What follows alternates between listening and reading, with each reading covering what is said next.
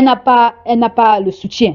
Mais maman, même si tu n'as pas le soutien, tu ne peux pas accepter de vendre ta fille comme ça, avec cet âge qu'elle en a. Tu peux débrouiller de faire quelque chose, mais pas envoyer la fille, pas accepter parce que vous êtes en train de souffrir et tu acceptes ta fille va faire n'importe quoi à son âge. Toi, maman, normalement, tu dois prendre en charge de ta fille. Peu n'importe ce qu'il y a, tu devais aller chercher même les charbons, commence à vendre, à faire vivre ta fille. On continue. Donc, maintenant, la fille...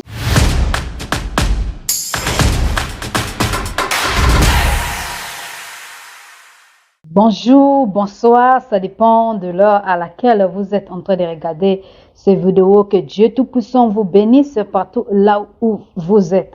Merci de nous avoir recevoir dans vos écrans, dans vos téléphones, partout là où vous êtes en train de regarder ces vidéos. Que Dieu vous bénisse. Nous sommes là aujourd'hui, nous allons voir cette histoire. Pourquoi cette maman et sa fille sont venues à la télé, qui est d'abord venu à la télé, qui est venu chercher la solution. Ils ont cherché, ils n'ont pas eu. C'est pour cela qu'ils sont venus à la télé. Commençons notre histoire d'aujourd'hui. L'histoire d'aujourd'hui que vous voyez, le jeune garçon, c'est un jeune qui se débrouille. Il se débrouille pour lui, comme tous les jeunes qui se débrouillent. Il a même pris une voiture, pas une voiture, une moto, comment on appelle ça au pays là-bas, les motos volants là. Donc, il a pris ça en payment, down payment. Il paye un peu. C'est un jeune vraiment qui se débrouille, c'est un taximan. Donc, il se débrouillait en lui comme tous les garçons se débrouillent. Maintenant, c'est un enfant de son père. C'est une propriétaire des maisons. Donc, ils ont des locataires dans leur parcelle. Ils ont des locataires. Donc, lui, il est le fils du boss. Il est le fils du propriétaire. Dans le comment on appelle ça? Dans la cour, ils ont plusieurs portes en location. Il y a d'autres locations, il y a d'autres locataires qui louent dans d'autres portes.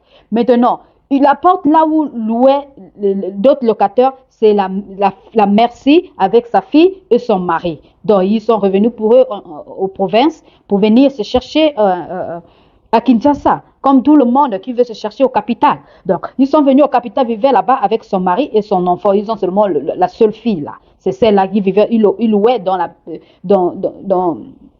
la parcelle du fils du boss. Maintenant, qu'est-ce qui s'est passé? Le garçon là, lui, comme il ne voit pas des femmes, il est tombé amoureux du jeune fille. Quand il est tombé amoureux du jeune fille, maintenant il commençait maintenant à sortir. Et le papa aussi, le papa est mort. Quand le papa est mort, maman est restée seulement avec la fille. Quand maman est restée avec la fille, maintenant la fille commençait maintenant à sortir avec ce jeune. La fille était encore petite. Elle était encore petite, peut-être 14 ans, 13 ans. Mais quand elle commençait à sortir avec le fils du boss, elle est venue dire aussi à sa maman. Et maman va faire comment? Maman, elle a seulement accepté, mais avec un cœur douloureux parce qu'il n'y a pas moyen de faire grandir sa fille. Sa fille aussi ne peut pas partir à l'école. Elle n'a plus continué l'école. Comme elle n'a plus continué l'école, donc c'est la fille qui amène l'argent, c'est la fille qui amène la nourriture, c'est la fille qui amène tout chez maman. Et maman prend seulement parce que elle n'a pas le soutien. Mais maman, même si tu n'as pas le soutien, tu ne peux pas accepter de vendre ta fille comme ça, avec cet âge qu'elle en a. Tu peux débrouiller de faire quelque chose, mais pas envoyer la fille, pas accepter parce que vous êtes en train de souffrir et tu acceptes ta fille va faire n'importe quoi à son âge. Toi, maman, normalement, tu dois prendre en charge de ta fille. Peu n'importe ce qu'il y a, tu devais aller chercher même les charbons, commence à vendre, à faire vivre ta fille. On continue. Donc, maintenant, la fille sortait avec le garçon, sortant ensemble un jour, la grossesse tombe. Le garçon dit que non, tu ne peux pas continuer à vivre avec cette grossesse-là, il faut que tu enlèves, ça veut dire que vous êtes les locataires, patati, patata, patata. Donc, ils ont levé parfois 3 ou 4 grossesses comme ça avec la petite. Maintenant, la 5e grossesse, c'est là où que ça a mené le problème. La petite a eu le choc dans le ventre. Ils ont petit enlevé ça, je ne sais pas quel truc ils ont fait, soit ils ont parti à l'hôpital, ou bien ils ont bu le médicament, mais ça a détruit son ventre. Quand ça a détruit son ventre, maintenant la fille souffrait maintenant. Comme elle souffrait tout le monde, le garçon il n'avait pas le choix.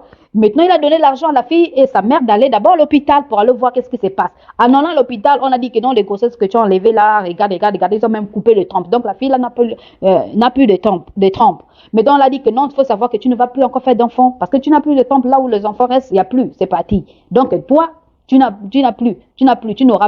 Maintenant, elle, mais comment elle a dit ça? Elle est venue dire au copain que moi, j'aurai plus des enfants, regarde ce que tu m'as causé. Nous, d'abord, nous sommes famille pauvre. On n'a personne ici, il n'y a que moi et ma mère. Toi-même, tu vois comment on est en train de souffrir. Si ce n'est pas toi, tu me donnes, que je n'ai pas donné à maman, comment on va vivre? Et toi, tu me fais enlever les grossesses, fais qu'enlever les grossesses, fais qu'enlever les grossesses. Et maintenant, là, regarde ce qui est arrivé. Maintenant, comment on va faire? Là, maintenant, comme c'est comme ça, donc tu dois me marier. Oui, tu dois la marier. Tu dois me marier parce que tu m'as poussé d'aller faire ce qu'on fait. Maman, même si on te pousse, même si l'amour est des 100 ou 1000 ou milliards des milliards, il ne faut pas accepter ça quand tu vis d'abord chez tes parents, quand vous n'êtes pas encore marié. N'accepte pas, même si quand vous êtes marié, on te dit, va enlever, je ne suis pas encore prêt. Si tu n'es pas prêt, pourquoi tu sors? Donc, quand tu n'es pas prêt, ne sors pas aussi, ferme les pieds, ferme la bouche, ferme tout. Mais quand tu ouvres les pieds, tu ouvres la bouche, tu ouvres les yeux, ça va toujours venir. Et celui qui aura la conséquence, c'est toi, maman, c'est toi, madame. C'est pas l'homme. L'homme, il va aller chercher l'autre. L'homme va aller prendre quand il sera prêt, il peut aller faire une poulailler. Mais toi, peut-être seulement 2 ou 3 là que Dieu t'a donné, tu as enlevé. Donc, la fille maintenant a eu le problème. Comme la fille a eu le problème, le mari maintenant, le copain a su maintenant que non. Donc, celle que je serai avec là ne va plus faire d'enfant. Maintenant, ça sert à quoi que je te prends? Tu vois maintenant? Ça sert à quoi que je te prends? Comment ça ne sert à quoi que tu ne me prends pas? Parce que c'est toi qui m'as envoyé. C'est toi qui m'as pompé.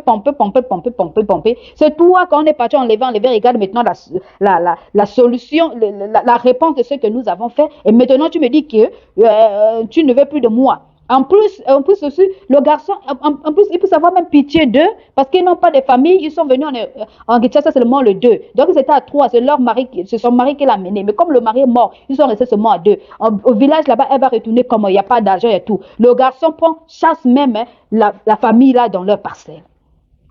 Elle pousse son père de chasser la famille là. Donc, les familles là sont quittées. La fille a même demandé pardon, même si tu ne veux plus de moi, mais laisse-nous vivre. Elle dit que non, tu ne fais plus d'enfants, je n'ai plus besoin de toi, j'ai déjà fait, fini, sortez. Donc, on les a chassés. Donc, ils commencent maintenant à dormir dans les rues, dans les églises, dans le marché.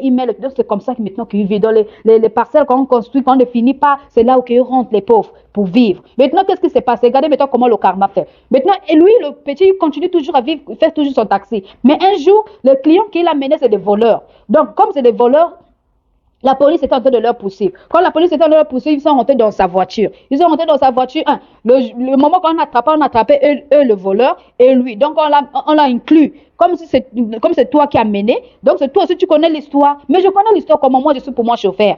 Je ne connais rien. Non, tu étais aussi là-bas. Comme les autres là, après attrapés, les autres ont fui. Donc, c'est toi, chauffeur, qui est resté. Donc, c'est toi qu'on va mettre en prison. On l'a mis en prison. La voiture qu'il a payée, il avait payé pour down payment, payer un peu. Les propriétaires ont racheté. Ils ont même venu attraper.